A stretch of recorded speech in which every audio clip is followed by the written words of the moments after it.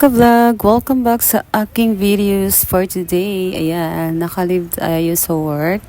Akala nyo, siguro nagpapahinga ako, no? Ay, nagkakamali kayo kasi walang pahinga kahit nasa bahay ako. At hindi mas nakakapagod pala pag naka-leave ka. Day, my God.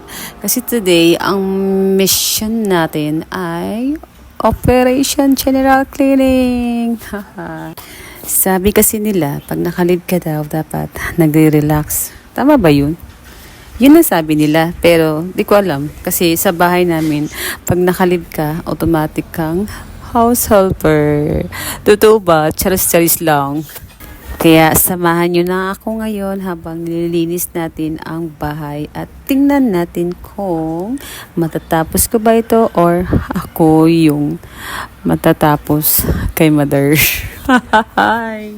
So, ayun na nga guys, habang nagwawalis tayo, napaisip ako sa trabaho mo. Sa trabaho kasi may sweldo ako, pero sa bahay, thank you, thank you. Yun lang ang maririnig natin, charot. Ito talaga guys, ang real workout. Mga ka-vibes, kahit walis lang dito, punas dito, hugas ng pinggan, mamayang gabi pa yung day. Ayan, libre ang gym, libre din ang pawis. Tsaka ito pa day, may twist nga ang araw na to. Akala ko talaga makapagpahinga ako sa leave ko na to. Pero mukhang mas busy pa ako kaysa sa work ko. Ay my God. So, ngayon na nga guys, andito na tayo sa part ng pagpupunas ng ating salamin. Ayan. Di ko rin alam kung kailan ako last nagpunas dyan. Pero, by the way, so ngayon, nilinisan natin kasi ang dami ng alikabok guys. Ayan, galing sa labas yan. Kasi malapit kami sa main road. So, madaming mga sasakyan, dumadaan. Kaya, yan. At yun na nga, natapos ko na yung sa labas. So, magawalis tayo naman sa loob. Ayan. Ninuna ko muna sa labas and then ayan, nasa loob na tayo. So, magawalis muna tayo bago tayo maglampaso or magmap. Ayan. Kaya sabi ko nga nakakapagod pa rin. Nakakapagod yung maglinis ng bahay kaysa magtrabaho ka. Pero pag sa trabaho kasi iba yung pagod mo. Kumbaga yung utak yung gumagalaw. Yung katawan okay lang. Pero sa bahay kasi, lahat kasi is kumbaga ginagamit mo.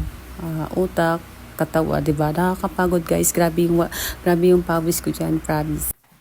So, ito na nga tayo sa part na to, yung pagpupunas ng ating sofa. Ayan. Yung sofa kasi na yan guys is hindi matatanggal yung alikabok. Di ko alam alikabok talaga.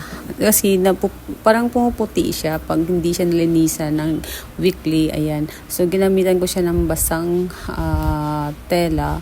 Ayan, para matanggal. So, shout out pala sa binilhan ko niyan. So, hanggang ngayon buhay pa rin siya. Charis. Di ko alam, ilang years na ba to? 2000, parang magto 2 years na.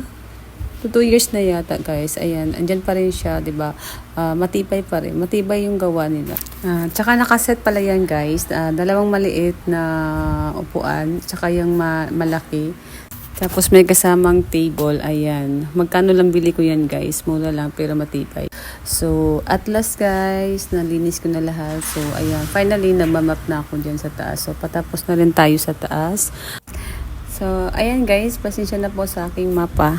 Hindi pa tayo nakabili. Wala tayong budget. Charot. Yan, magbibili tayo ng bago. Yung parang mukhang tao naman, charis lang. Ano yan, hayop?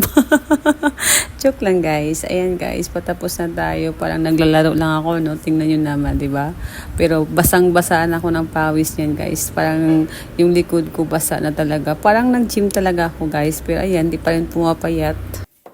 So, ayan na guys, dito na tayo sa part ng hagdan. Ayan, pinalisan ko muna and then bago ko siya i-map. So, ayan na nga guys, medyo malinis na rin yung bahay natin at medyo pagod pa rin ang may-ari. Ayan, pero alam nyo, kahit nakakapagod maglinis, iba pa rin yung feeling na malinis ang bahay at presko ang pali. Minsan, ang leave sa trabaho hindi pahinga, kundi house duty pala.